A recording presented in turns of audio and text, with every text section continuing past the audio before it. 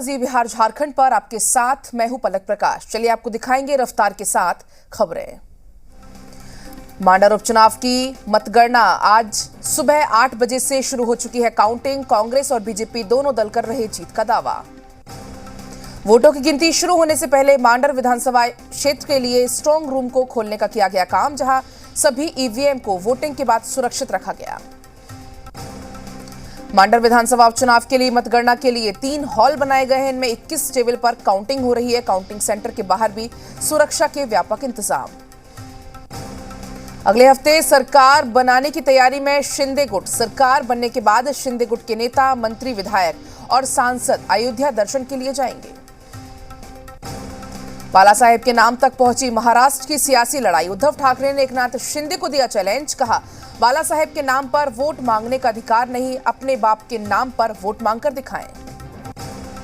बागियों के खिलाफ बड़ी कार्रवाई कर सकते उद्धव ठाकरे। बागी मंत्रियों को उनके पद से हटाया जा सकता है। शिवसेना की बैठक में उद्धव ठाकरे को मिला फैसले लेने का अधिकार। बागी विधायकों पर उद्धव ठाकरे सख्त बोले, बगावत करने वालों को माफ नहीं किया जाएगा। उद्धव ठाकरे ने एकनाथ शिंदे पर कसा तंज, बोले एकनाथ से दास बन गए हैं शिंदे। महाराष्ट्र के सियासी घटनाक्रम पर आदित्य ठाकरे का छलका दर्द। कहा, अपने ही लोगों ने दिया धोखा। मुख्यमंत्री ने उन्हें महत्वपूर्ण मंत्रालय की दी थी जिम्मेदारी। कैबिनेट मंत्री यशोमती ठाकुर ने बीजेपी पर बोला हमला। कहा, देश में वन पार्टी रूल चाहती है बीजेपी। गुवाहाटी में असम शिवसेना के प्रमुख एकनाथ शिंदे को लिखा पत्र। कहा, शिवसेना के रामायण में उद्धव ही राम रहेंगे, भरत बनकर वापस लौट जाइए।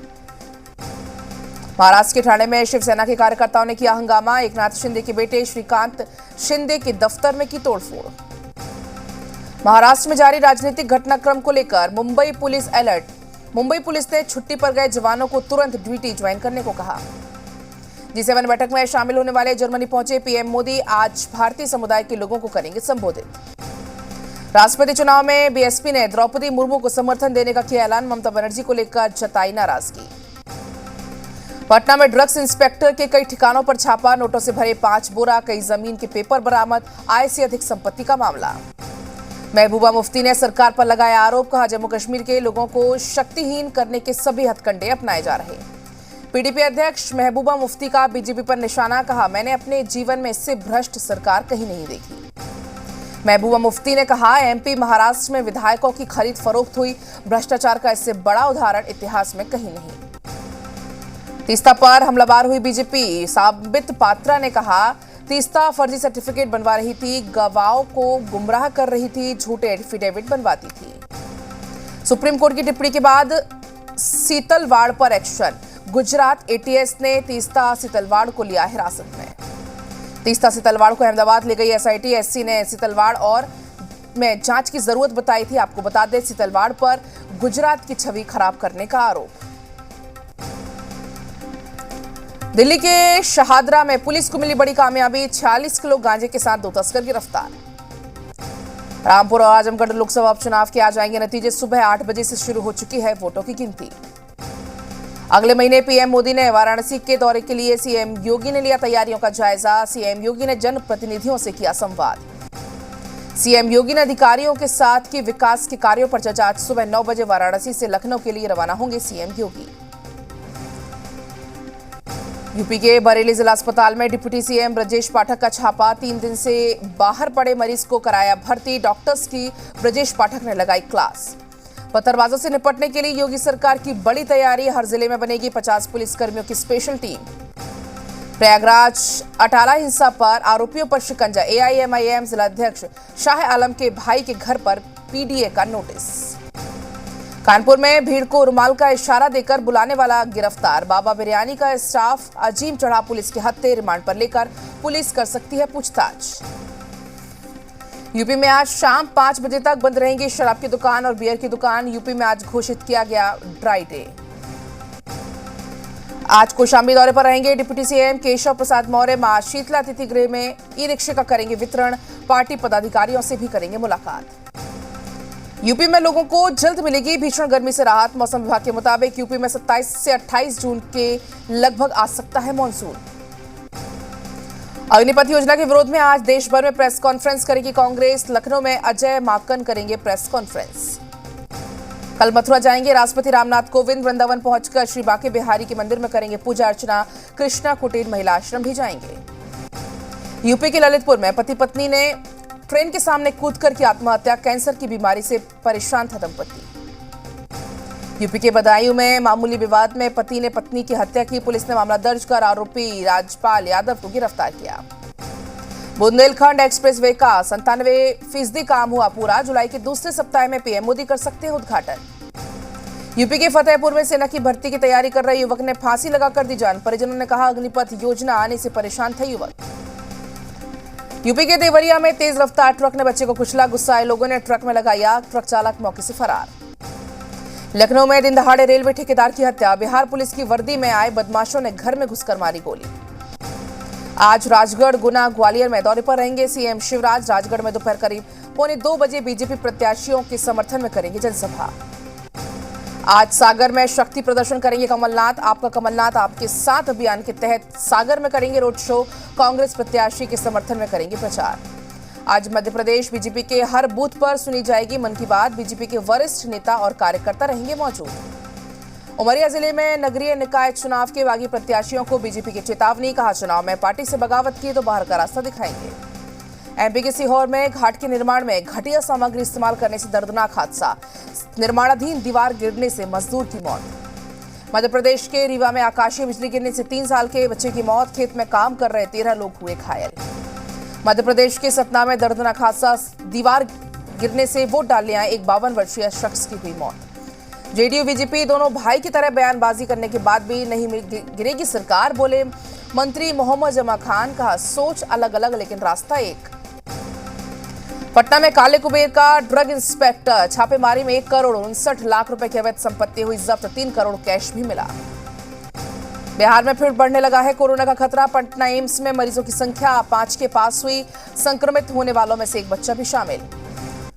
हजारीबाग में गुप्त सूचना के आधार पर जिला प्रशासन ने की कार्रवाई। कोला, स्टोन, चिप्स और बालू लदे हुए 9 वाहन को किया जब्त। मौके से 8 लोग गिरफ्तार। पटना में अवैध रूप से छात्रावास में रहने वालों पर पुलिस की कार्रवाई जारी। कदमकुआ थाना इलाके के पटेल हॉस्टल में कई हॉस्टल पर पुलिस ने की कार्रवाई। पटेल हॉस्टल में 3 संदिग्ध छात्रों को पुलिस ने लिया हिरासत में। लातेहार अवैध पत्थर उत्खनन रोकने गई वन विभाग की टीम से मारपीट। वालुमा थाना पुलिस ने मारपीट करने आए आरोपियों को गिरफ्तार किया।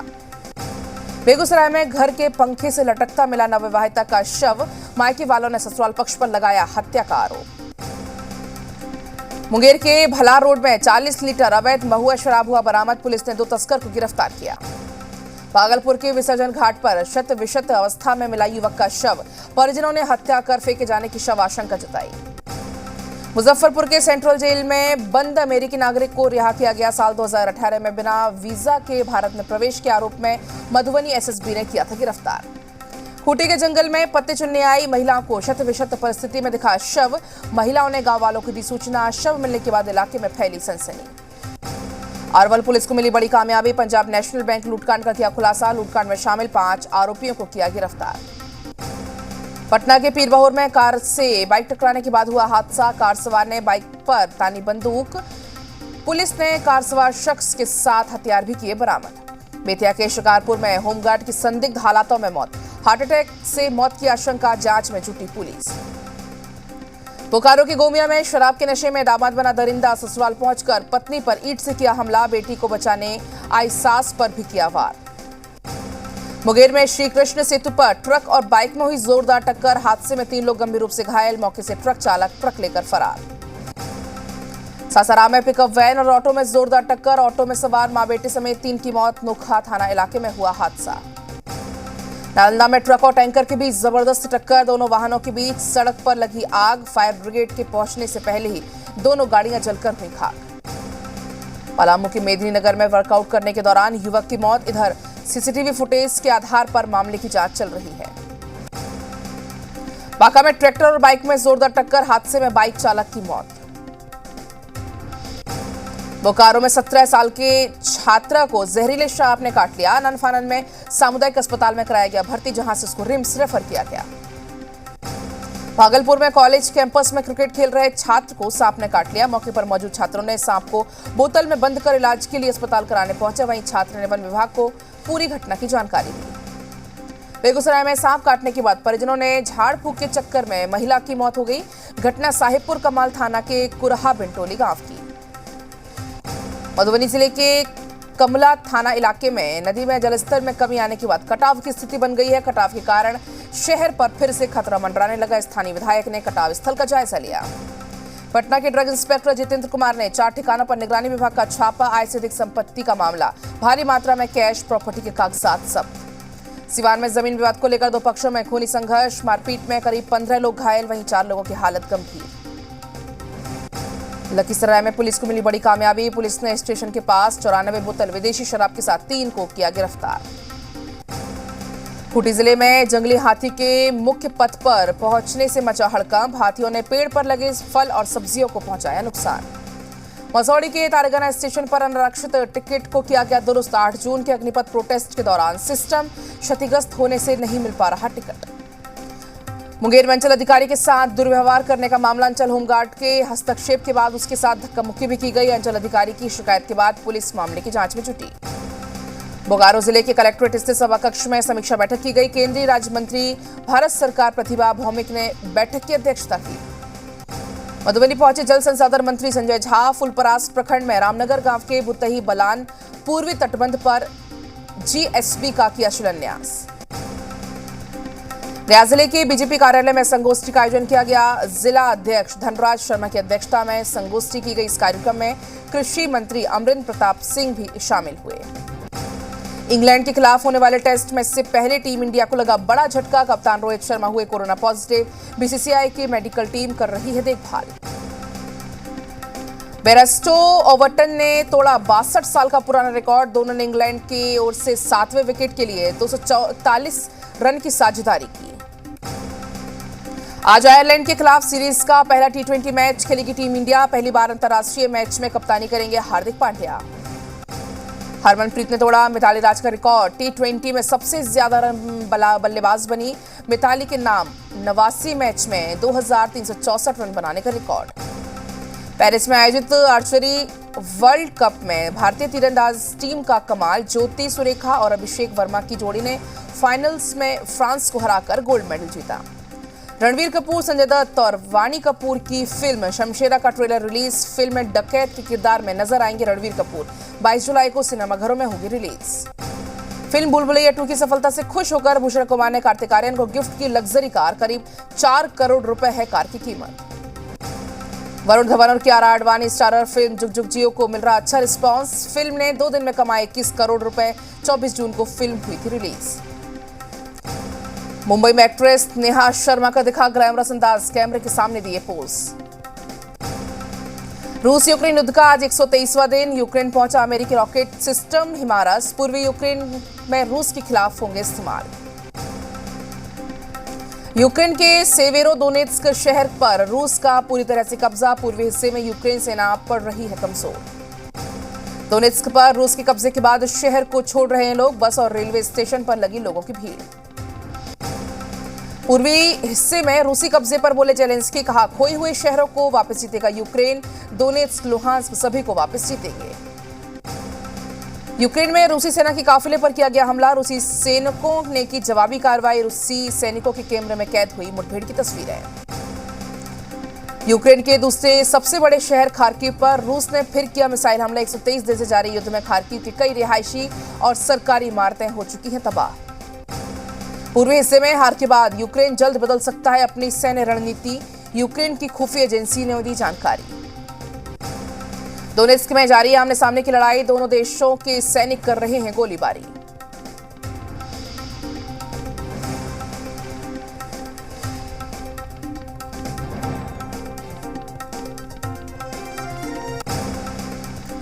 यूक्रेन का दावा, बेलारूस की तरफ से किया गया बड़ा हमला। यूक्रेन की सीमा में दागे गए 20 रॉकेट।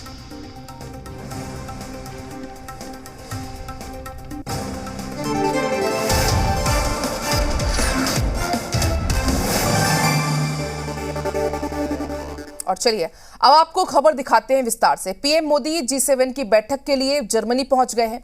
60 घंटे की अपनी यात्रा में पीएम मोदी जर्मनी के साथ साथ संयुक्त अरब अमीरात भी जाएंगे। हालांकि इस पूरी यात्रा में दुनिया भर की नजरें G7 की बैठक पर है, क्योंकि इस बैठक में रूस के सभी विरोध में एक मंच पर